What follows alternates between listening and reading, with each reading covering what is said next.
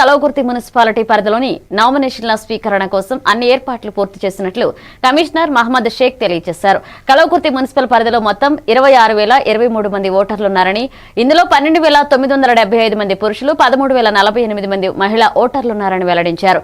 22 వార్డులకు సంబంధించిన నామినేషన్లు 28వ తేదీ నుండి 30 వరకు స్వీకరించనున్నట్లుగా పేర్కొన్నారు.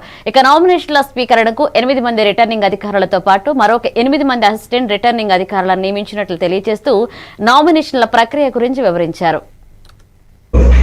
8 రిటర్నింగ్ ఆఫీసర్ కార్యాలయాన్ని ఏర్పాటు చేయడం జరిగింది. వారికి సపోర్టర్గా అసిస్టెంట్ రిటర్నింగ్ ఆఫీసర్స్ కూడా ఏర్పాటు చేయడం జరిగింది.